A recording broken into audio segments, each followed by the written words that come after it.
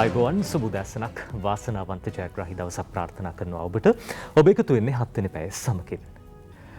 ජීවිතයක වටිනාකම බොහෝමයි. ජීවිතයක වටිනාකම දැනෙන කාල සීමාවක තමයි අපි මේ ඉන්නේ. ඒකට හේතුව විශේෂයෙන් දැන් කොරෝනා ව්‍යාප්තිය සිද්ධ වෙන කාල සීමාව. අපි දන්නවා 14000කට වැඩි පිරිසක් කොරෝනාව හින්දා අපේ රටේ මිය ගිහින් තියෙනවා. ජීවිතයක් අහිමි වුණොත් ජීවිතයක් නැවත දෙන්න හැකියාවක් නැහැ. හැබැයි ජීවිතයකට වටිනාකමක් දෙන්න අද දවසේ අපේ රටේ වගේම ලෝකයේ බොහෝ තැන්වලත් රක්ෂණ සමාගම් කටයුතු කරනවා. රක්ෂණය බොහොම වැදගත්. සමහර විට ඔබට හිතෙන්නට පුළුවන් රක්ෂණය වැදගත් වෙන්නේ වාහනයක් ඇක්සිඩන්ට් වුණාම හැප්පුණාම කියලා. එතකොටත් වැදගත් වෙනවා. හැබැයි ඊටත් වැඩිය ජීවිතයක වටිනාකමට රක්ෂණයක් ලබා ගන්න පුළුවන් නම් ඒක බොහොම වටිනවා. රක්ෂණ ක්ෂේත්‍රය බොහොම තරංගකාරී තීරණාත්මක ක්ෂේත්‍රයක් බවට පත් වෙලා තියෙනවා. අපි අද දවසේ 7 වෙනි පැය මේ හෝරාව ගත කරන්නට හිතුව රක්ෂණ ක්ෂේත්‍රය පිළිබඳව වඩාත් ඔබව දැනුවත් කරන්න. ඒ වගේම විශේෂයෙන්ම රක්ෂණ සමාගම් ගැන කතා කරනකොට වඩාත් විශ්වාසවන්ත සහ ඔබට වඩාත් හිත ඇති රක්ෂණ සමාගමක් තෝරගන්න එක බොහොම වටිනවා. ජාතිය රක්ෂකයා නැත්නම් දේශීය රක්ෂකයා ශ්‍රී ලංකා රක්ෂණ සංස්ථාව අපි හැම දිනෙකම දන්න තැනක්. අපි හැම දෙනෙක්ම රක්ෂණය වෙලා ඉන්න තැනක් කියලා කිව්වොත් ඒකත් නිවැරදි. ඒ නිසාම ශ්‍රී ලංකා රක්ෂණ සංස්ථාව පිළිබඳව සහ එහි ප්‍රගතිය පිළිබඳව ඒ වගේම රක්ෂණ සංස්ථාවෙන් බිහි වුණු විශේෂම නියෝජිත මණ්ඩලය පිළිබඳව අපි කතා කරන්න සූදානම්. මේ අතරින් විශිෂ්ට දක්ෂතා දැක්වූ තවත් එක් අපේ රක්ෂණ නියෝජිත මහත්මයෙක් පිළිබඳවත් කතා කරන්න සූදානම්. අපි හඳුනා ගනිමු අද දවසේ 7 වෙනි පැයට එකතු වෙන්නේ කවුරුන්ද කියන වග. අපිත් එක්ක එකතු වෙනවා ශ්‍රී ලංකා රක්ෂණ සංස්ථාවේ සහකාර්ය සාමාන්‍ය අධිකාරී අලෙවි ජීවිත රක්ෂණ සම්බන්ධයෙන් කටයුතු කරන්නේ කසුන් සමීර. සුබ උදෑසනක් ඔබතුමන්ට. සුබ උදෑසන. ඒ වගේම අපිත් එක්ක ඉන්නවා ශ්‍රී ලංකා රක්ෂණ සංස්ථාව නියෝජනය කරන ජ්‍යෙෂ්ඨ මූල්‍ය උපදේශක MMSK නවරත්න මහත්මයා. සුබ උදෑසනක් ඔබතුමන්ට. සුබ උදෑසනක් ආයිබෝන්. අර නවරත්න මහත්මයා පිළිබඳව කතා කරනකොට මේ රක්ෂණ නියෝජිතයන් අතරින් විශිෂ්ට දක්ෂතා දැක්වුවෙක් විදිහට අපිට හඳුන්වන්න පුළුවන්. එතුමන් MDRT top of the table නැත්නම් මේ රක්ෂණ ශ්‍රේණිගත කිරීම අතර ඉහළ තැනට පැමිණෙන්නට හැකියාව ලැබපු ශ්‍රී ලාංකිකයෙක් විදිහට අපිට හඳුන්වන්න පුළුවන්. මේක ජාත්‍යන්තර පිළිගැනීමක්. බොහොම අතලොස්සක් පිරිසකට මේ පිළිගැනීම ලැබෙන්නේ විශ්වාසවන්තකම නැත්නම් දැන් ඔබ රක්ෂණයක් ලබා ගන්නකොට මේ විශ්වසනීයත්වය ගැන වැඩියෙන් අවධානය යොමු කරනවා. ඒ නිසාම මේ නවරත්න මහත්මයාත් එක්ක අපි මේ ගත කරන හෝරාව ඇතුළත බොහෝ දේ ඔබට දැනගන්න ලැබේවි. අපි ආරම්භයක් විදිහට කතා කරන්න කැමතියි ශ්‍රී ලංකා රක්ෂණ සංස්ථාවේ සහකාර්ය සාමාන්‍ය අධිකාරී අලෙවි ජීවිත රක්ෂණ කසුන් සමීර මහත්මයාත් එක්ක. කසුන් මේ දැන් ශ්‍රී ලංකා රක්ෂණ සංස්ථාව කියවම අපි හැම දෙනෙක්ම අහලා තියෙනවා. රක්ෂණ සංස්ථාවේ ලබා දෙන රක්ෂණ සැලසුම් පිළිබඳව බොහෝ දෙනෙක් දැනුවත්. ඔය ජීවිත රක්ෂණයක් කිව්වොත් බොහෝ දෙනෙක් ජීවිත රක්ෂණයක් ලබා ගන්න පෙළඹෙන්නේ ශ්‍රී ලංකා රක්ෂණ සංස්ථාවෙන්. මොකක්ද හේතුව? අපි ඉතිහාසින් නම් පටන් ගමු. ශ්‍රී ලංකා රක්ෂණ සංස්ථාව අර ජනතාවගේ විශ්වාසය දිනාගෙන තියෙන්නේ කොහොමද? ඇත්තටම ශ්‍රී ලංකා රක්ෂණ සංස්ථාව ආරම්භ කළේ 1962 වර්ෂයේදී. ඉතින් එතෙන් පටන් ජාතියේ එමත් නැත්නම් දේශීය රක්ෂකයා විදිහට තමයි ශ්‍රී ලංකා රක්ෂණ සංස්ථාව හැඳින්වෙන්නේ.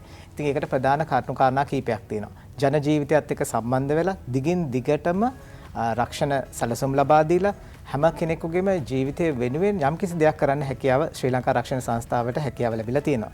ඉතින් මේ කාර්යය කරන අතරවාරයේදී දැන් මේ වෙනකොට ශ්‍රී ලංකා රක්ෂණ සංස්ථාව වත්කම් ප්‍රමාණයෙන් ගත්තත් ඉහළම වත්කම් ප්‍රමාණයකට හිමිකම් කියන්න හැකියාව ලැබලා තියෙනවා. ඒ කියන්නේ බිලියන 212ක් වගේ ප්‍රමාණයක්. ඒ වගේම ජීවිත රක්ෂණ අරමුදල ගත්තොත් ශ්‍රී ලංකාවේ තියෙන ඉහළම ජීවිත රක්ෂණ අරමුදල බිලියන 134ක ජීවිත රක්ෂණ අරමුදලක් ශ්‍රී ලංකා රක්ෂණ සංස්ථාව සතුව තියෙනවා. ඉතින් මේ හැම දෙයක් හින්දා තමයි අපිට හැකියාව ලැබිලා තියෙන්නේ අපේ පාරිභෝගිකයන්ට එහෙමත් නැත්නම් දේශයේ මේ සියලුම දෙනෙකුට අපිට ආරක්ෂාව සපයන්න ඒ වගේම ඉහළම ප්‍රතිලාභ ලබා දෙන්න හැකියාව ලැබිලා තියෙන්නේ. අර මේ වත්කම් ගැන කතා කරනකොට බොහොම වටිනවා. දැන් කෙනෙක්ට හිතෙන්න පුළුවන් මේ විවිධ සැලසුම් ක්‍රියාත්මක වෙන අපි මෙච්චර වන්දි දෙනවා කියලා කියනවා. මේ දේවල් ලබා දෙන්න හැකියාවක් තියෙනවද කියන එකත් ප්‍රශ්නයක්. සමහරට ජීවිත රක්ෂණයක් වේවා නැත්නම් පොදුවේ රක්ෂණයක් ලබා ගන්නකොට මේ අදාළ සමාගමේ වත්කම් ප්‍රමාණය බොහොම වටිනවා. රක්ෂණ සංස්ථාව ශ්‍රී ලංකා රක්ෂණ සංස්ථාව සවිමත්ද මේ කියලා තියෙන විදිහට රක්ෂණ වන්දි ලබා දෙන්න ඒ හැකියාව තියෙනවද? අනිවාර්යයෙන්ම. මොකද හේතුව තමයි අපි සතුව මම ඉස්සෙල්ලා කිව්වා වගේ බිලියන 212ක අති විශාල වත්කම් සම්භාරයකට හිමිකම් කියනවා. ඒ වගේම ජීවිත රක්ෂණ අරමුදලත් අපිට ලොකු ජීවිත රක්ෂණ අරමුදලත්. ඉතින් මේ හේතු දෙකින්දම අපිට ඇත්තටම හැකියාව තියෙනවා හැම මන්දියක්ම ලබා දෙන්න. ඉතින් අපි තාමත්ම ශක්තිමත් ආයතනයක්, රාජ්‍ය අංශයේ ආයතනයක්, රාජ්‍ය යටතේ තියෙන ආයතනයක්. ස්ටේට් ඕන් ඉන්ෂුරන්ස් කම්පනි එකක්. ඉතින් මේ හැම දෙයක්ම හින්දා අපි හැමතිස්සෙම ප්‍රූව් කරලා තියෙන එහෙම නැත්නම් අපි පෙන්නලා තියෙනවා අපි මොන ආකාරයෙන්ද මේ අවුරුදු 60 පුරාවටම මොන ආකාරයෙන්ද අපි හැම කෙනෙක්ගේම ජීවිතය වගේම මේ වන්දි මුදල් හැම දෙයක්ම හොඳින් ක්‍රමානුකූලව ලබා දුන්නේ කියන එක. ඉතින් ඒකට පොඩි උදාහරණයක්ත් දෙන්න පුළුවන්. ලංකාවේ සිදුවෙච්ච ගොඩක් ව්‍යසනයන් සුනාමි වෙන්න පුළුවන්. එහෙමත් නැත්නම් එයාපෝට් එකේ වෙච්ච ප්‍රහාරයන් වෙන්න පුළුවන්. දකුණු ආසියාවේ විශාලතම එහෙමත් නැත්නම් අපි කියනවා ලොකුම ක්ලේම් එක ලබා දුන්නේ හිමිකම ලබා දුන්නේ ශ්‍රී ලංකා රක්ෂණ සංස්ථාව බිලියන 37ක්. ඉතින් ඒ වගේ ලොකු ක්ලේම් එකක් එහෙම නැත්නම් හිමිකමක් ලබා දීමේ හැකියාව තියෙනවා. ඉතින් මේ දේවල් හැම එකකින්ම ඔප්පු වෙනවා ශ්‍රී ලංකා රක්ෂණ සංස්ථාව සතු මේ හැකියාවන් සම්බන්ධව. හොඳයි. ඔබ ඔය කතා කරපු වසර 60ක ඉතිහාසය තුළ මේ නවරත්න මහත්මයා බොහොම විශේෂ චරිතයක්. රක්ෂණයක් ලබා ගන්නකොට අපි මුලින්ම රක්ෂණ නියෝජිතයෙක් නැත්නම් මේ මූල්‍ය උපදේශකවරයෙක් තමයි මුණ ගැහෙන්නේ. ඔහු ලබා දෙන විවිධ සැලසුම් වලට අනුව අපි අපේ ජීවිතයේ මේ ආදායම් වියදම් සමපාත කරගෙන රක්ෂණයක් ලබා ගන්න පෙළඹෙනවා.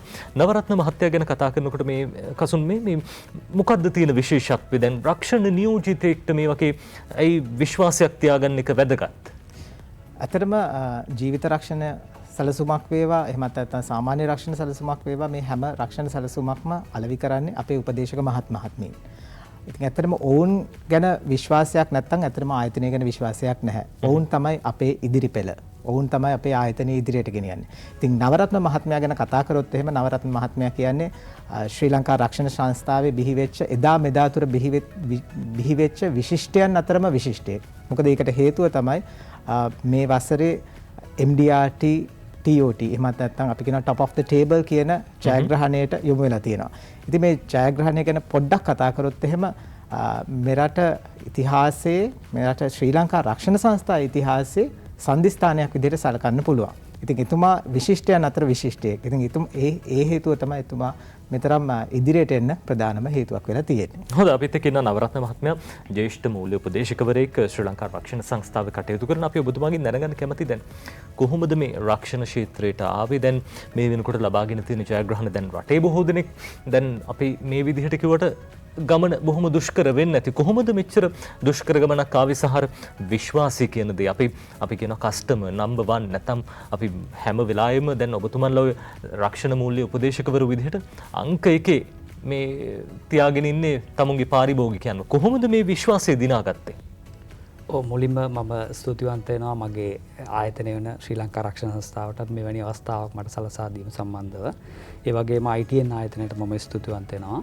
ඉතින් රක්ෂණ සංස්ථාවට මම සම්බන්ධ වෙන්නේ 1995 ජනවාරි මාසයේ. රක්ෂණ සංස්ථාව කියන ආයතනයට මාව යොමු කරේ මගේ එවකට හිටිය මගේ ගුරුතුමා RMB රත්නායක මැතිතුමා තමයි. එතුමාගේ සංකල්පයක් අනුව තමයි මම මේ රක්ෂණ සංස්ථාවට යොමු වෙන්නේ. ඉතින් 1995 මම රක්ෂණ සංස්ථාවට සම්බන්ධ වෙන වෙලාවේ රක්ෂණය කියන එක පිළිබඳ මම ප්‍රායෝගික දැනුමක් ඇතරම ලබා තිබුණේ නැහැ. මූලිකවම මම A level සහ O levels වගේ විභාගවලදී තිබුණ කොමර්ස් සම්බන්ධව කියන්නේ වාණිජ්‍ය විෂයට අදාළව තමයි රක්ෂණය ගැන අවබෝධයක් ලබා ගත්තේ. එතනින් එහා ගියපුවාම රක්ෂණය පිළිබඳ මූලික ප්‍රායෝගික හැඳින්වීම මම ඉගෙන ගත්තේ 1995න් පස්සේ. ඒ වගේ ගුරුතුමාගෙන් සහ ආයතනයෙන් මගින්. එතකොට රක්ෂණය කියන එක මහා දැවැන්ත විෂයක්.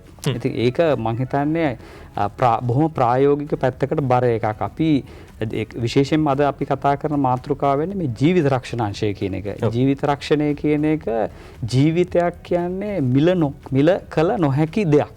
මිල කළ නොහැකි දෙයක් සම්බන්ධව තමයි අපි මේ කටයුත්ත මේ රක්ෂණය කියන එක සම්බන්ධයෙන් මූලිකවම අවධාරණය ගන්න. ඒතකොට ජීවිත රක්ෂණ අංශය කියන එකේදී දැන් අපි මිල කළ නොහැකි දෙයක් තමයි මේ පාරිභෝගිකයන්ට ලබලා දෙන්නේ. ඒතකොට මේ මිල කළ නොහැකි දෙය පාරිභෝගිකයාට ගැනීමේදී විශේෂම සාධකය තමයි පාරිභෝගිකයා මේ දෙයට ලබන කැමැත්ත.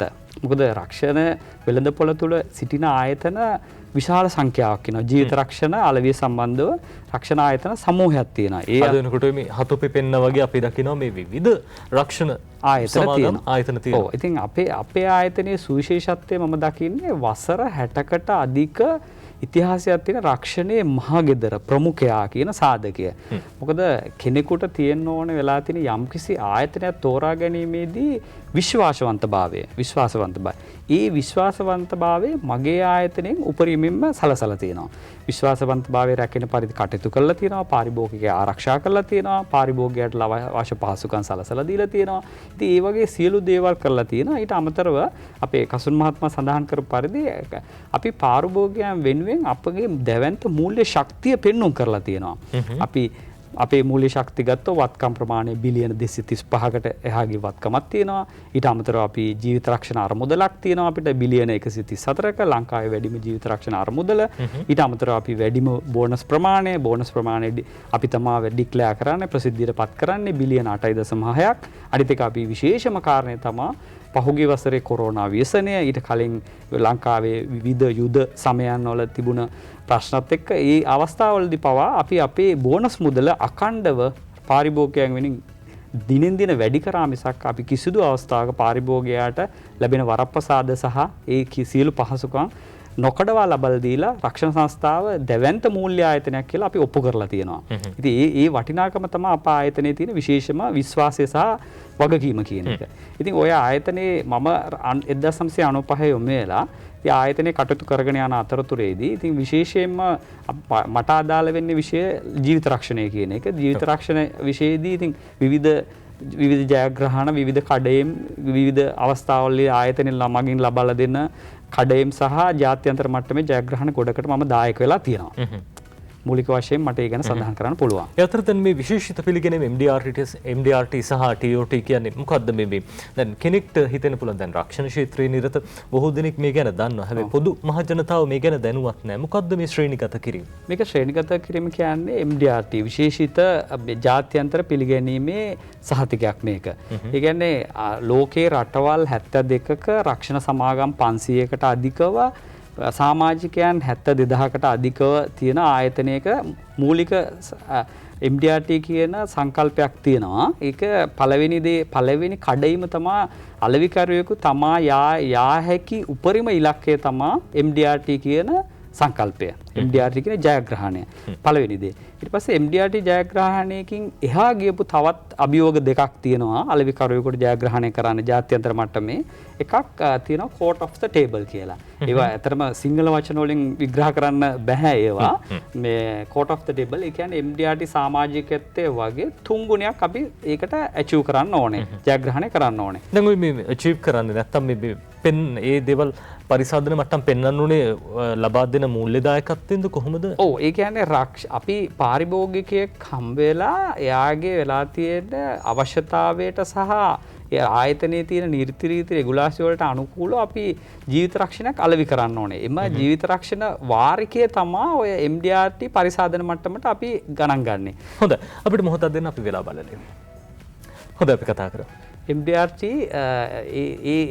ඒ තීරණය කරන්නේ ජයග්‍රහණ මට්ටම තීරණය කරන්නේ MDRT ආයතනයේ මගින් තමයි ඒ තීරණය ගන්න. එතකොට MDRT වගේ ඒ කියන්නේ දැන් MDRT ජයග්‍රාහකයෙක් වෙන්න අපිට අවශ්‍ය පරිසාධන මට්ටමක් තියෙනවා. ඒ මට්ටමේ 3 ගුණයක් අපි කරන්න ඕනේ court of the table කියන මට්ටමට ළඟා වෙන්න. එතනින් ගියපුවාම ඒ මට්ටමෙත් MDRT වගේ 6 ගුණයක අපි ප්‍රමාණයක් කරන්න ඕනේ top of the table කරන්න. ඉතින් අපේ ආයතනයේ විශාල අඩුවක් තිබුණා. මෙතරම් දැවැන්ත මූල්‍ය ආයතනයක්, මෙතරම් මූල්‍ය ශක්තියක් තියෙන ආයතනයක්, මෙතරම් පාරිභෝගික සංඛ්‍යාවක් ඉන්න ආයතනයේට අවශ්‍යතාවයක් තිබුණා top of the table සමාජිකයෙකු බිහි කිරීම. ඉතින් අප ආයතනයේ ගරු ප්‍රධාන විධායක නිලධාරිතුමා චන්දන අලුත්ගමුගේ මැතිතුමාගේ සංකල්පයක් තිබුණා. මේ අවුරුද්දේ ජනවාරි අපි සාකච්ඡා කරා. ඉතින් එතුමා යෝජනාවක් කරා මටත් එදා තියෙන්නේ මේ MDRT කරා ඇති court of the table කරා ඇති දැන් ඊළඟ පියවරට යන්න top of the table සමාජිකත්වය ලබා ගන්න. ඉතින් ආයතනය සහ මා ගහට පොත්ත වගේ බැඳී සිටින නිසා ඉතින් මම තීන්දුව කරා මේ අපේ ආයතනයේ තියෙන ගරුත්වය සහ නිලධාරීන්ගේ තියෙන ගරුත්වය සහ සලකලා බලලා මේ කඩේම ජයග්‍රහණය කරන්න ඕන කියලා. මොකද එකක් තියෙන්නේ මම ඉගෙනගෙන තියෙන දේ තමා කරන්න උවමනා දේ ඉහළම මට්ටම කළ යුතුයි. තමා යම්කිසි අභියෝගයක් තියෙනවා නම් තමා කරනා දේ ඉහළම තැනට යා යුතුයි කියන එක මගේ අභියෝගය, මගේ ගුරුවරුන් මට උගන්වපු කාරණය. ඉතින් ඒ අභියෝගයේ ඉහළම මට්ටමට මට ළඟා වෙන්නේ අවශ්‍යතාවය තිබුණා. ඉතින් ඒ හැඟීම ඇත්තටම පහළ වුණේ අපේ ඔය චන්දන අලුත්ගමුගේ මැතිතුමාගේ සංකල්පයක් අනුව මේ අවුරුද්දේ. ඉතින් මට ඇත්තටම කලින් ඒක ඇචීව් කරන්න තිබුණා නම් ගොඩාක් හොඳයි කියලා මට අද හිතෙනවා. නමුත් මං හිතන්නේ සුදුසු වෙලාවේ ඒ අවශ්‍ය දේ කරා කියලා හිතන්නේ. මොකද මම ඒකට සුදුසු වෙලාව කියලා කියන්නේ අපේ ආයතනයේ සුවිශේෂීම අවස්ථාවක් යෙදෙනවා ජනවාරි මාසයට රක්ෂණ සංස්ථාවේ 60 වසරක ඉතිහාසය. මම හිතන්නේ ලංකාවේ රක්ෂණය ගත්තාම 60 වසරක් අඛණ්ඩව ජයග්‍රාහීව ගමන් කරන සුවිශේෂී රක්ෂණයේ මහගෙදර ශ්‍රී ලංකා රක්ෂණ සංස්ථාව. ජාතියේ රක්ෂකයා හැටියට තමයි අපි සලකන්නේ. අනිත් එක අපි මවක පියකු වගේ තමයි අපේ සංකල්පය. අපි පාරිභෝගිකයාට සලකන සංකල්පය මවක පියකු වගේ. ඉතින් ඒ උදාර සංකල්පයෙන් තමයි අපි පාරිභෝගිකයන්ව ආරක්ෂා කරන්නේ, රැක බලාගන්නේ. හොඳයි.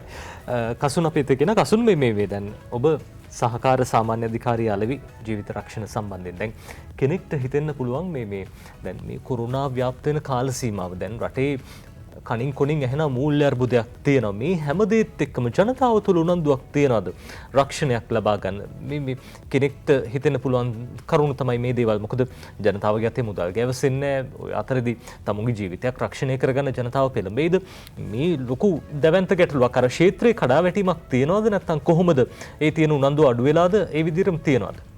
ඇත්තටම අනිකුත් ක්ෂේත්‍රයන් එක බලනකොට නජිත් ජීවිත රක්ෂණ ක්ෂේත්‍රය කියන්නේ පහුගිය වර්ෂයේ ඉදිරියෙන්ම වර්ධනයට පත්වෙච්ච ක්ෂේත්‍රයක්. ඒකට ප්‍රධානම හේතුව තමයි මිනිසුන්ට වෙනදාට වඩා ජීවිතයේ තියෙන වටිනාකම දැනෙන්න පටන් ගත්තා.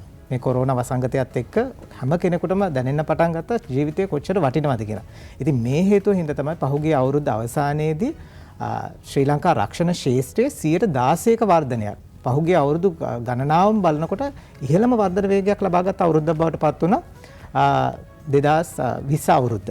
ඉතින් ඒ වගේම මේ වෙනකොටත් අපි රක්ෂණ ක්ෂේත්‍රයේ දත්ත බලාගෙන යනකොට අපිට පේනවා මේ වෙනකොටත් 20ක විතර වගේ වර්ධන වේගයකින් මේ වර්ෂය නිම කරයි. මොකද හේතුව තමයි ජීවිත රක්ෂණය පිළිබඳව තියෙන උනන්දුව ඉතාමත්ම වැඩි වෙලා තියෙනවා පහුගිය කාල සීමාවේ මේ අතර මේ කොරෝනා වසංගතයේ හින්දා. දැන් ඔය මේ ඔබතුමාලගේ ආයතනයේ කොරෝනා සම්බන්ධයෙන් වන රක්ෂණ ආවරණත් ක්‍රියාත්මක වෙනවද කොහොමද? ඔව් ඇත්තටම අපි කොරෝනා සම්බන්ධව ඒ අදාළ රක්ෂණ ගෙවීම් කටයුතු මේ වෙනකොටත් කරලා තියෙනවා.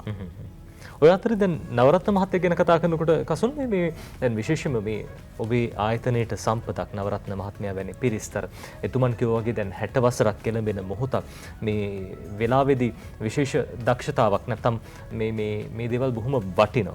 දැන් ඒ දේත් එක්ක කොහොමද ආයතනයක් විදිහට ඉස්සරහට යන්න බලාපොරොත්තු වෙන්නේ රක්ෂණ සංස්ථාව? ඇත්තටම අපි 60 වෙනි වසර සමුරනවා ජනවාරි මාසේ 1 වෙනිදා. ඉතින් ඇත්තටම අපේ ජීවනාලිය තමයි අපේ මේ අලෙවි කණ්ඩායම.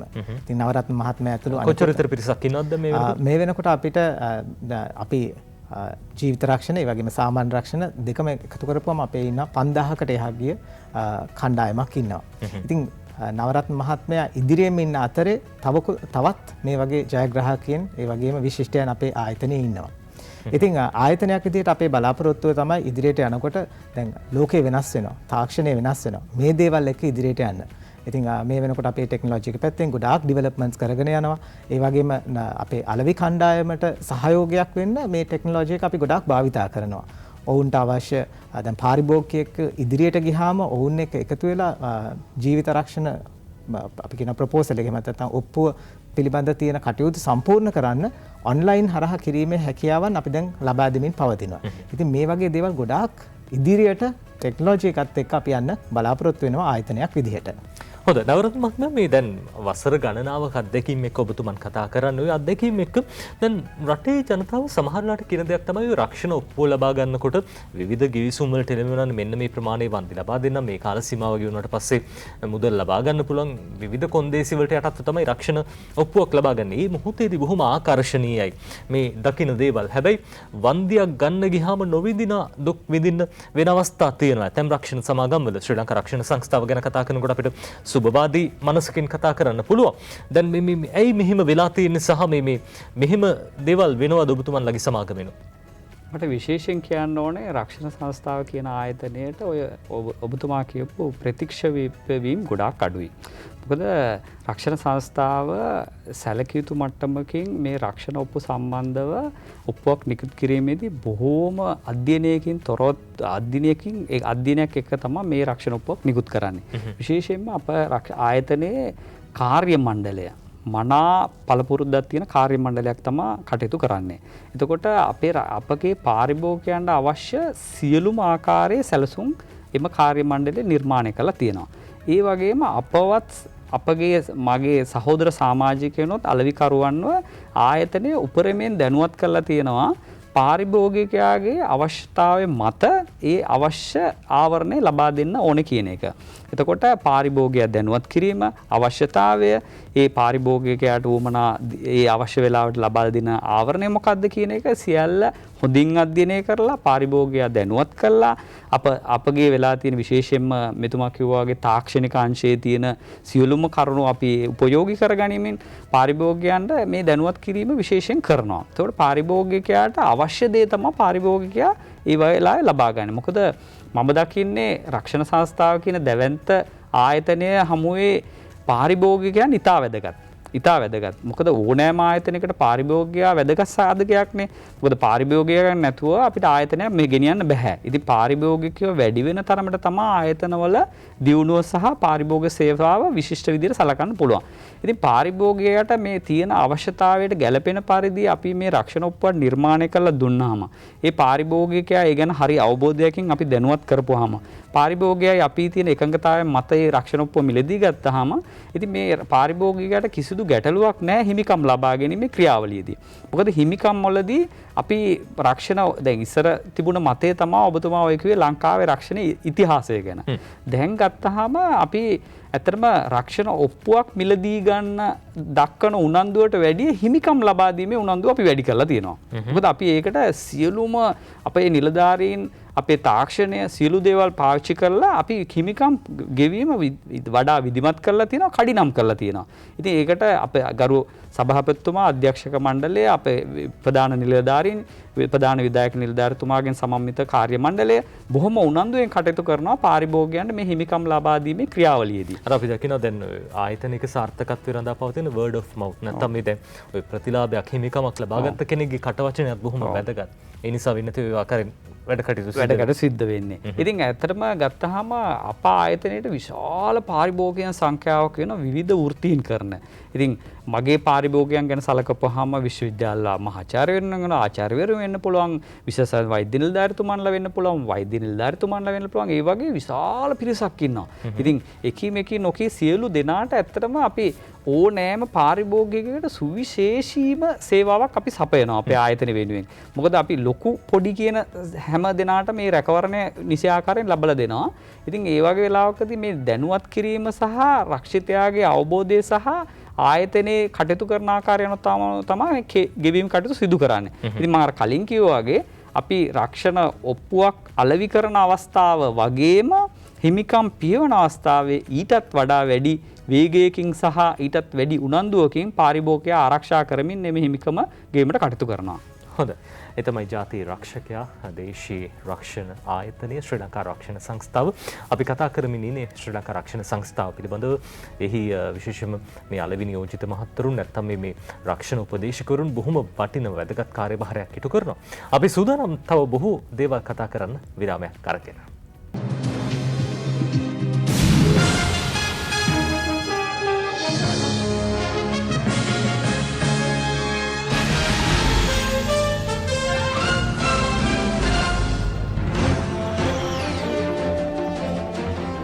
ඔබ නැවතත් එකතු වෙන 7 වෙනි පැය සමගින් අපි කතා කරමින් ඉන්නේ රක්ෂණ ක්ෂේත්‍රය පිළිබඳව.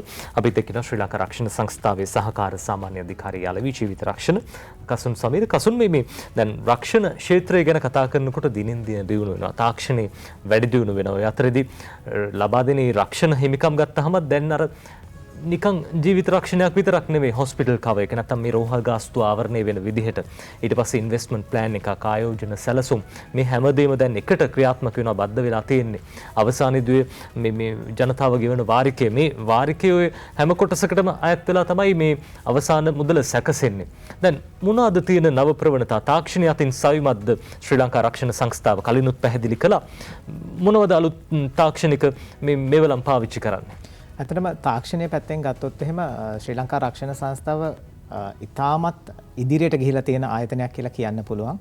මොකද අපි රක්ෂණ ශාස්ත්‍රය බලනකොට හැම ආයතනයක්ම යම්කිසි උත්සාහයක් දරනවා මේ ටෙක්නොලොජි එකත් එක්ක ඉන්න. ඉතින් ඇත්තටම ශ්‍රී ලංකා රක්ෂණ සංස්ථාව ගත්තාම ඊට එහා ගිය දෙයක් කරපු ආයතනයක්. මොකද හේතුව තමයි අපේ SLIC app එක. එහෙමත් නැත්නම් අපේ ඩවුන්ලෝඩ් කර ගන්න පුළුවන් app එක. ඉතින් ඇත්තට මේ app එක මේ වෙනකොට ලක්ෂයකට ආසන්න ප්‍රමාණයක් ඩවුන්ලෝඩ් කරලා තියෙනවා. ඒ වගේම දිනපතා 33000කට අධික ප්‍රමාණයක් මේ app එක පාවිච්චි කරනවා. ඉතින් ඇත්තටම apps පැත්තෙන් ගත්තාම ටෙක්නොලොජි එක පැත්තෙන් ගත්තාම මේක ලොකු achievement එකක්. ඉතින් ඒ වගේම මේ තවත් දෙයක් මිස්ටර් නවරත්න කියපු දෙයට තව පුංචි දෙයක් ඇඩ් කරන්න ඕන. අපි ක්ලේම්ස් ගැන කතා කරා. එහෙම නැත්නම් හිමිකම් ගැන කතා කරා. අපි හැමතිස්සෙම විනිවිදභාවයෙන් ක්‍රියා කරන ආයතනයක්. ඉතින් ඒකට ප්‍රධානම හේතුව තමයි අපි මේ ටෙක්නොලොජි එක තමයි ඒකට පාවිච්චි කරන්නේ. ඉතින් අපේ ඇප් එක හරහා ගොඩක් වෙලාවට අපේ පාරිභෝගිකයන්ට දැනගන්න පුළුවන් ක්ලේම් එක කොහෙද තියෙන්නේ, ඒ වගේ දේවලුත් දැනගන්න හැකියාව අපි ලබා දීලා තියෙනවා. ඉතින් මේ වගේ විනිවිදභාවයත් එක්ක තමයි අපි ක්‍රියා කරන්නේ. ඒ වගේම ටෙක්නොලොජි එකත් එක්ක තමයි අපි ඉදිරියට යන්නේ ආයතනයක් විදිහට.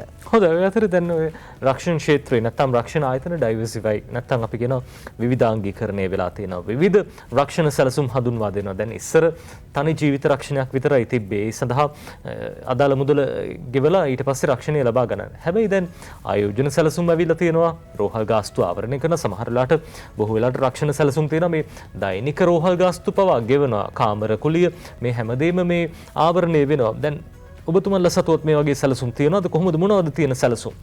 ඇත්තටම රක්ෂණ ආයතනයක් විදිහට අපි ගත්තොත් එහෙම මූලිකම අවශ්‍යතා පහක් තියෙනවා. ඉතින් ඇත්තට මේ මූලික අවශ්‍යතා පහ ගැන පොඩ්ඩක් කතා කරොත් එහෙම අපි කියනවා ඉන්වෙස්ට්මන්ට් තියෙනවා, ඒ වගේම හෙල්ත් කියන එහෙම නැත්නම් සෞඛ්‍ය ආවරණ තියෙනවා. ඒ වගේම චයිල්ඩ් එඩියුකේෂන්, රිටයර්මන්ට්, මේ වගේ ඇත්තටම අවශ්‍යතා පහක් ගැන අපි කතා කරනවා.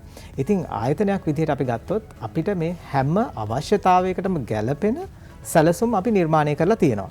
ඉතින් පාරිභෝගිකයෙක් ගාවට ගියාම ඔවුන්ගේ අවශ්‍යතාවයට ගැළපෙන, අපි කියන ඔවුන්ගේ අවශ්‍යතාවය හඳුනගෙන ඔවුන්ට ගැළපෙන ප්‍රොඩක්ට් එකක්, එහෙමත් නැත්නම් ඔවුන්ට ගැළපෙන පොලිසි එකක්, ඔවුන්ට ගැළපෙන ඔප්පුවක් සකසා දීමේ හැකියාව ආයතනයක් විදිහට තියෙනවා. ඉතින් නජිත් ඉස්සෙල්ලා අපේ ප්‍රශ්නෙට උත්තරේ දුන්නොත් ඇත්තටම සෞඛ්‍ය පැත්තෙන් ගත්තාම අපි ගොඩාක් ඉදිරියට ගිහිල්ලා තියෙනවා. ඉතින් අපි කියන බිල් රීම්බර්ස්මන්ට්, එහෙමත් නැත්නම් අපි කාඩ් එකක් වගේ දෙයක් පාවිච්චි කරලා අපිට පුළුවන් හොස්පිටල් එකකට ගිහිල්ලා ඒ දේවල් ලබා දෙන්න. ඒ කියන්නේ රෝහල්ගත වීමකදී ඊට අදාළ මුදල් ලබා ගන්න හැකියාව තියෙනවා. ඒ වගේම දෛනික රෝහල් ගාස්තු ආවරණය. ඉතින් මේ වගේ ඒ වගේම ක්‍රිටිකල් ඉල්නස්, එහෙම නැත්නම් අසාධ්‍ය රෝග ආවරණ. ඉතින් මේ වගේ ආවරණ ගොඩාක් අපි අපේ සැලසුම් එක්ක එකතු කරලා තියෙනවා. ඉතින් හැම අවශ්‍යතාවයකටම ගැළපෙන, ඒ වගේම පාරිභෝගිකයන්ගේ අවශ්‍යතාවයන් වලට අපි කියනවා කස්ටමයිස් කරගන්න. එහෙමත් නැත්නම් උන්ට ගැළපෙනම නිර්මාණය කරලා දීමේ හැකියාව ලබා දෙන්න මේ හැම ප්‍රොඩක්ට් එකක්ම නැත්නම් හැම සැලසුමක්ම අපි සූදානම් කරලා තියෙනවා. හොඳයි. නවරත්න මහත්මයා මේ දැන් ලෝකේ යන අලුත් ප්‍රවණතාව තමයි මේ කස්ටමර් ෆස්ට් පාරිභෝගික අංක එකට තියලා තමයි කටයුතු කරන්නේ. දැන් ඔබතුමන් ලබලා තියෙන ඔය සුදුසුකමත් එක්ක මොනවද විශේෂයෙන්ම ලැබෙන ප්‍රතිලාභ? දැන් පාරිභෝගිකයන්ටත් ප්‍රතිලාභ ලැබෙන්න පුළුවන් සහ ඔබින් පස්සේ පිරිසක් ඉන්නවා. අර කසුන් සඳහන් කළා රක්ෂණ නියෝජිතයෝ දිවෙන පුරාම 5000කට වැඩි පිරිසක් ඉන්නවා කියලා. ඔබින් පස්සේ තව බොහෝ පිරිසක් බලාගෙන ඉඳිවි මේ ඔය ලබා තියෙන සුදුසුකම ඒ ජයග්‍රහණය කරන මොනවද තියෙන මේ වාසි සහ ප්‍රතිලාභ? මුලින්ම මම සඳහන් කරන්න ඕනේ අර අපි පාරිභෝගිකයා තමා වැදගත්ම සාධකය කියන එකේදී දැන් මේ අපි වෘත්තිවේදීන් වශයෙන් අපේ විෂය සම්බන්ධයෙන් ඉහළටම යන්න පුළුවන් වීමේ ප්‍රතිලාභය පාරිභෝගිකයටත් ආයතනයටත් ලැබෙනවා. මුලින්ම මම සඳහන් කරන්න ඕනේ දැන් ඔය MDRT කියන සංකල්පයේදී අපිට හැම වසරකම ලෝකයේ මම අර කලින් කිව්වා වගේ රටවල් 72ක ආයතන 500ක්, සමාගම් 500ක්, ඊට අමතරව 72000කට අධික සමාජිකයන්ගෙන් අඩුම තරමේ 10000ක 15000ක විතර වගේ ප්‍රමාණයක් එම සම්මේලනයේ සම්බන්ධයෙන් සහභාගීත්වය දරනවා. එතකොට මේ සහභාගීත්වය දරන සම්මේලනයේදී ඔවුන්ගේ ඒ කියන්නේ විවිධ රටවල් වල විවිධ දේවල් සම්බන්ධව ඒගොල්ලන්ගේ අත්දැකීම් අපි හුවමාරු කරගන්නවා. විශේෂයෙන්ම අපි ඇමරිකාව වෙන්න පුළුවන්, කැනඩාව වෙන්න පුළුවන්, ඒ වගේ රටවල් වල මේව සම්මේලන සම්මන්ත්‍රණ වලදී ඔවුන් අපිට අපේ දේවල් ඔවුන්ට හුවමාරු වෙනවා, ඔවුන්ගේ දේවල් අපිට හුවමාරු වෙනවා. එතකොට මේ හුවමාරු වීම තුලින් අපි පුළුවන් තරම් මේ සම්බන්ධ දැනුවත් වෙනවා.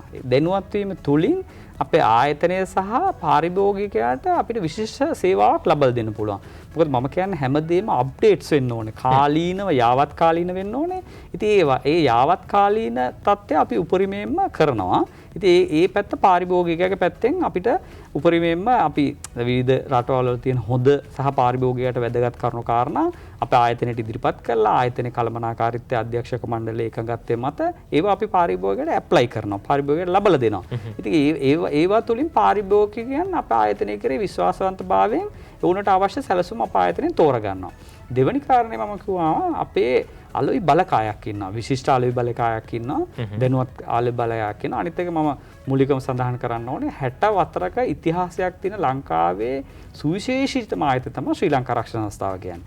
ඒ ආයතනයේ ජ්‍යෙෂ්ඨ පළපුරුදු අලෙවිකරුවන් වගේම නවක අලෙවිකරුණොත් ඉන්නවා. ඉතින් ඒ හැමදෙනාටම මේ MDRT කියන ජාත්‍යන්තර අවස්ථාවට තමාට දායක වීම සුදුසුකම් ලැබීම කාටවත් වළක්විය නොහැකි කාරණයක්. ඕනෑම කෙනෙකුට දැන් අද මේ රක්ෂණ සංස්ථාවට කෙනෙක් දායක වුණොත් සම්බන්ධ වුණොත් එයා සමාජිකත්වය ලබා ගත්තොත් එයාගේ සුදුසුකම් සපුරලා මේ MDRT කියන සංකල්පය මේ මාසේ දැන් තව මං හිතන්නේ අපිට ඉතුරු වෙලා තියෙන්නේ අදින් පස්සේ දවස් 16ක වගේ ප්‍රමාණයක්. ඒ කාල සීමාව තුල වුණත් ඔහුට හෝ ඇයට මේ MDRT කුසලතාවයට ඒ දායකත්ව වීමේ හැකියාව තියෙනවා.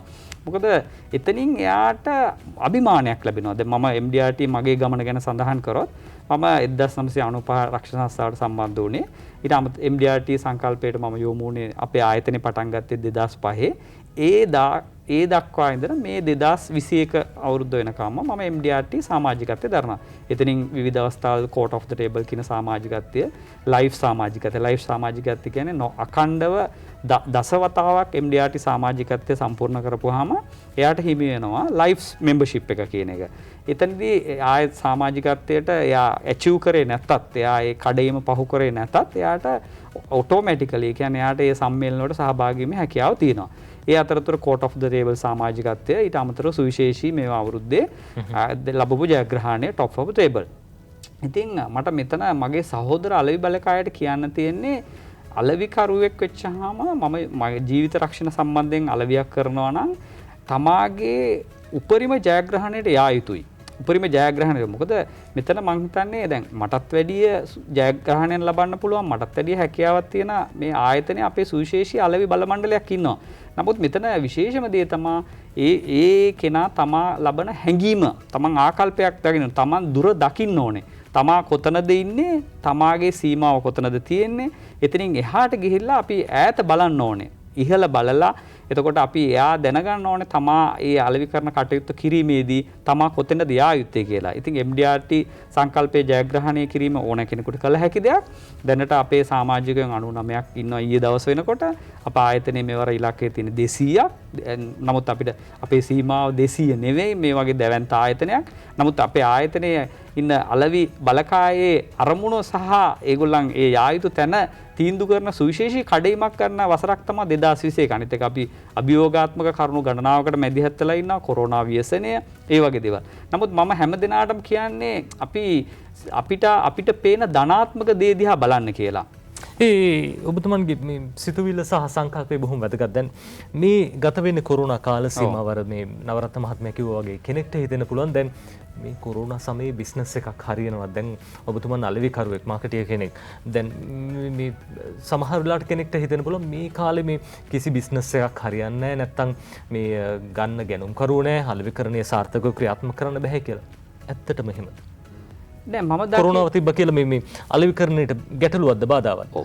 මම දකින්නේ වෙලා තියෙන්නේ කොරෝනාව අපිට කොරෝනාව කියන එක ඇත්තටම ලෝකයට නාවනම් හොඳයි. මොකද ඒක මහා ව්‍යසනයක්. නමුත් අලෙවිකරණ පැත්තෙන්, ජීවිත රක්ෂණ පැත්තෙන් ගත්තාම මම හිතන්නේ වෙලා තියෙන කොරෝනාව හොඳයි කියන එක නේ මම මෙතන කියන්නේ. වෙස්සලා ගත්ත අලෙවිකරණයට ආශිර්වාදයක් වගේ වෙන්න පුළුවන්. නමුත් මම මේ කියන්නේ කොරෝනාව එක හොඳයි කියන එක නෙවෙයි. කොරෝනා ව්‍යසනය නොතිබුණා නම් ඊටාම හොඳයි. නමුත් අපි මං දකින්න ඕනේ සුබවාදී පැත්ත. හැම දෙයකම අපි ධනාත්මක සහ සුබවාදී පැත්ත. ඉතින් කොරෝනා එක ඇති වුණෙන් පස්සේ මිනිස් ජීවිතවල මිස කසුන් කලින් මතක් කරා වගේ මිනිස් ජීවිතවල වටිනාකම ගැන අවබෝධයක් ලැබුණා. ඒ පුජ්‍යලයන්ට මෙතෙක් ඉතිහාසයේ තමන් මුහුණ දීපු නැති අත්දැකීමක් තමයි කොරෝනාව කියන්නේ. එතනින් තමන්ට දැනුණා තමන්ගේ ජීවිතේ වටිනාකම මොකක්ද කියලා. ඉතින් ඇත්තටම ජීවිතයක අපිට මිලක් තක්සේරු කරන්න බෑ. නමුත් ඒ පුජ්‍යලයාගේ කැමැත්ත අභිමතයේ පරිදි තමන්ට තක්සේරුවක් ලබා ගත හැකියි. ඉතින් තමන් බලාපොරොත්තු වෙනවා තමන්ගේ පවුලේ රැකවරණයක්, පවුලේ එක ප්‍රධානියෙක් විතරක් රැකියාවක් කරනවා නම් එයාගේ යම්කිසි වියෝයකදී පවුලට මොකද්ද ලැබෙන්නේ කියලා යැපෙන්නන්ට අවසානයේ මොකද්ද ලැබෙන්නේ. එතකොට ඊළඟට එතනින් එහාට ගියපුවාම දරුවන්ගේ අධ්‍යාපනය, තමාගේ විශ්‍රාම ගියපුවාම තමාට මොකද වෙන්නේ, තමන්ට විශ්‍රාම අරමුදලක් සකස් කර ගැනීම. ඒ වගේ ගොඩාක් කරුණු බලපානවා එතන. ඉතින් ඒක නිසා මම කියන්නේ හැම වෙලාවකම අපිට ලැබෙන ඔපෝචුනිටි එක, අපිට ලැබෙන අවස්ථාව අපි ප්‍රයෝජන ගත යුතුයි. කොරෝනාව දැන් ගොඩක් වෙලාවට අපිට වසංගතයක් වගේ තිබුණාට සමහර ක්ෂේත්‍රවලට කොරෝනාව බලපාලා නැති පැත්තක් තියෙනවා. ඉතින් මම දකින්නේ මගේ අභියෝගය එම ක්ෂේත්‍රය අඳුරාගෙන එම ක්ෂේත්‍රය හරහා මේ අලෙවිකරණය කිරීම තමයි මගේ අභියෝගය. ඉතින් ඒ අභියෝගය මම හිතන්නේ ජයගත්තා කියලා මම හිතනවා. අර අලෙවි කරන්න සුදුසු පරිසරයක් කියලා දෙයක් නැහැ. අලෙවිකරණය සිදු කරන ඔබේ සිතුවිලි බොහොම හොඳ තැනක තියා ගැනීම තමයි වැදගත්. ඒ තමයි එතුමන්ගේ අදහස. අපි විරාමයක් ලබා ගන්න සූදානම්. විරාමයෙන් පස්සෙත් එකතු වෙමු 7 වෙනි පැය සමග.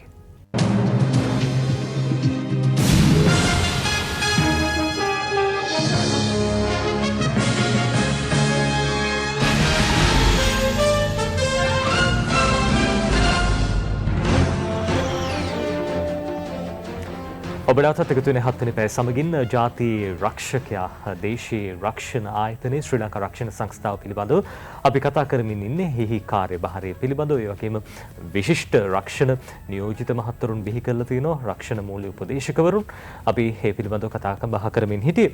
අපි අවසාන විනාඩි කිහිපෙදී මේ දැනගන්න කැමති සහකාර සාමාන්‍ය අධිකාරිය අලෙවි ජීවිත රක්ෂණ කසුන් සමීර ඔබගෙන් දැනගන්න කැමති දැන් රක්ෂණ සමාගමක් විදිහට ශ්‍රී ලංකා රක්ෂණ සංස්ථාවටත් ඇති මේ දැක්මක් ඉස්සරහට කරන්න ඕනේ මොනවද සහ ජනතාවට ලබා දෙන පණිවිඩයක් මේ මෙච්චර කල් රක්ෂණයක් ගත්ත නැති කෙනෙක්ට මොකද්ද කියන්න තියෙන්නේ? අතරම ජීවිත රක්ෂණය කියන්නේ ඉතාමත්ම වැදගත් දෙයක් සාමාන්‍ය කෙනෙකුට. ඉතින් ඇත්තටම හැම කෙනෙකුටම මම ආරාධනා කරන්නේ ජීවිත රක්ෂණය කියන දේ ලබා ගන්න. මොකද ඒක මේ වෙලාවේ නෙමෙයි අවශ්‍යතාවය තියෙන්නේ. ඒක මොකක් හරි කරදරයක් වුණොත් එහෙමත් නැත්නම් මොකක් හරි ආපදාවකට ලක් වුණොත් ඒ වගේ අවස්ථාවක තමයි ඇත්තටම ජීවිත රක්ෂණයක වැදගත්කම තේරෙන්නේ. ඉතින් හැම කෙනෙකුටම ආරාධනා කරනවා ජීවිත රක්ෂණයක ආයෝජනය කරන්න. මොකද සැලසුම් ගොඩාක් තියෙනවා. තමන්ට කැමති දේ තමන්ගේ උපදේශක මහත්මිය සමග සාකච්ඡා කරලා අවශ්‍ය සැලසුම ලබා ගන්න හැකියාව තියෙනවා. ඉතින් ඒක තමයි දෙන්න තියෙන පණිවිඩය. හොඳයි නවරත්න මහත්මයා මේ දැන් ජීවිත රක්ෂණයක වටිනාකම වැඩියෙන්ම තියෙන්නේ මේ රක්ෂකයාට නැත්නම් මේ රක්ෂණය ලබන පුද්ගලයාට නෙවෙයි. ඔහුගෙන් යැපෙන පිරිසට කවදා හරි දවසක මිය ගියාට පස්සේ පවුලේ යැපෙන්න අසරණ භාවයට පත් වෙනවා. ඒ හැඟීමත් එක්ක ඒ අසරණ භාවයත් එක්ක දැන් රක්ෂණයක වටිනාකම වැඩියෙන් දැනෙනවා. කොහොමද ඔබතුමන් මේ ජීවිත රක්ෂණයක වටිනාකම සහ විශේෂයෙන්ම ඔබෙන් පසු පරම්පරාව මේ අවසාන වශයෙන් මොනවද දෙන්න තියෙන පණිවිඩය? මම කියන්නේ දැන් අතරම ජීවිතේ මිල කළ නොහැකි දෙයක් කියන එක මම මුලින්ම සඳහන් කරා. අනිත් එක ජීවිත රක්ෂණයකින් පමණයි අපිට අනාගත වටිනාකමක් තක්සේරු කරන්න වෙන්නේ කෙනෙක්ගේ. ජීවිතයක් තක්සේරු කරන්න බෑත් කියන තාදකේ මම ඉන්නේ. නමුත් අනාගත වටිනාකමක් අපි බැංකුව උපයෝගී වෙනවා සියලු දේවල් වලට. නමුත් බැංකුවක මුදලක් දැම්මොත් ඒ වෙලාවේ අපිට පරිහරණය කරන්න වෙන්නේ ඒ පවුලේ ඉන්න රැකියාව කරන සමාජිකයාගේ අභාවයකින් වියෝයකින් පාවිච්චි කරන්න වෙන්නේ බැංකුවක තියෙන මේ මුදල පමණයි. නමුත් ජීවිත රක්ෂණයකින් ගන්න පුළුවන් සුවිශේෂී අගයක්. එයාගේ තරාතිරම, එයාගේ හැකියාව, එයාගේ වියදම් රටාව සලකලා තමන්ගේ යැපෙන්නන්ට සහ තමන්ගේ සෞඛ්‍යාවරණය සහ තමන්ගේ විශ්‍රාම ක්‍රමය හරහා තමන්ට ගන්න පුළුවන් තමන් ලොකු වටිනාකමක් ඇති කර ගන්න පුළුවන්. යම්කිසි සිදුවීමකදී අපි දෙන්නේ විශාල අරමුදලක්. ඉතින් මගේ ආයතනයෙන් ඒකට විශාල රක්ෂණ සැලසුම් ගණනාවක් අඳුරලා දීලා තියෙනවා. විශ්‍රාම සැලසුම් වෙන්න පුළුවන්, ජීවිත රක්ෂණ සැලසුම් වෙන්න පුළුවන්, ඊට අමතරව වෙලා තියෙන අධ්‍යාපන සැලසුම් වෙන්න පුළුවන් ඒ වගේ. ඉතින් මම කියන්නේ අප ආයතනයේ තියෙන මේ වසර 60ක තියෙන අත්දැකීම, පළපුරුද්ද, කාර්යක්ෂමතාවය, ගෙවීම හැකියාව වැඩිකම, ඒ සියලු මූල්‍ය ශක්තියන් පාවිච්චි කරලා මගේ ඉන්න සහෝදර අලෙවිකරන්න මම කියන්නේ තමමුත් තමන්ගේ ඉන්න පාරිභෝගයන් කරා යන්න. මේ ආයතනයේ තියෙන වැදගත්කම පැහැදිලි කරලා දෙන්න. මෙතෙක් කල තමන් කරපු ඒ නැති දේවල් වලට පෙළඹෙන්න. මොකද අපිට යන්න පුළුවන් හොඳ මාකට් එකක් තියෙනවා. හොඳ වෙළඳපළක් තියෙනවා. හොඳ රක්ෂණයේ අලෙවි කරන්න සුදුසු වෙලාව මේක. ඉතින් ඒ කටයුත්ත කරන්න කියන අතරතුරේදී මම කියන්නේ තමා වෘත්තියක් කරනවා නම් තමා ඒ කරන වෘත්තිය ඉහළම කඩේමට යන්න කියන එක තමයි මගේ යෝජනාව. මොකද තමා තරුවක් වගේ බැබලෙන්න ඕනේ. ඉතින් ඇත්තටම කියනවා නම් මම 1995 රක්ෂණ සංස්ථාවට ආවේ කිසිම දෙයක් මේ ගැන අවබෝධයක් දැනුමක් නැතුව. ඉතින් වසර දැන් 26ක් මම මේකේ සේවය කරනවා. ඉතින් මගේ මේ ජයග්‍රහණ වලට ඉතින් විවිධ තැන් වලින් ආශිර්වාද ලැබිලා තියෙනවා. ඉතින් මට මවගේ ආශිර්වාදය ලැබිච්ච එක මම විශේෂයෙන් මතක් කරන්න ඕනේ. ඊට අමතරව වෙලා තියෙන්නේ මගේ භාර්යාවගේ ආශිර්වාදය මතක් කරන්න සහෝදර සහෝදරයන්ගේ.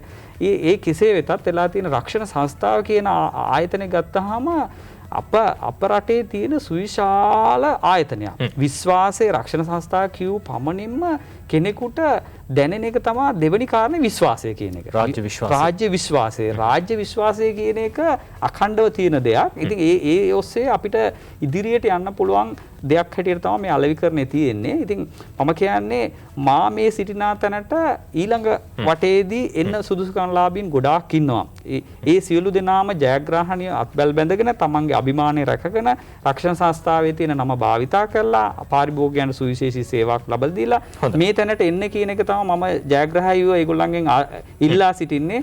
ආයතනයේ අභියෝග ජය ගන්න, තමන්ගේ අභියෝග ජය ගන්න, තමා වටිනා පුජ්‍යලයක් වෙන්න, ඒ කියන ජයග්‍රහණ ලබා ගන්න කියන එක මම බොහොම ගෞරවයෙන් මගේ සහෝදර බල මණ්ඩලයෙන් ඉල්ලා සිටිනවා. හොඳයි.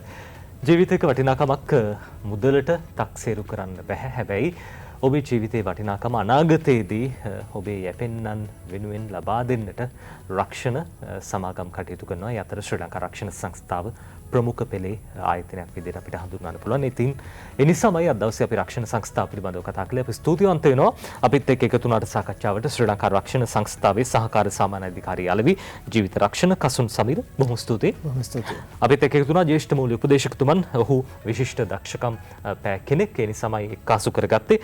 MMS ගේ නවරත්න මහත්මයා බොහොම ස්තුතියි. හොඳයි හිතවතුනි අපි සූදානම් ඔබේ නිවසින් අදට මේ විදිහට සමුගන්න යලිත් ඔබව මුණ ගැහෙන්න සූදානම් හෙට උදේ 7ට 7 වෙනි පැය සමගින්. සුබ දවසක්.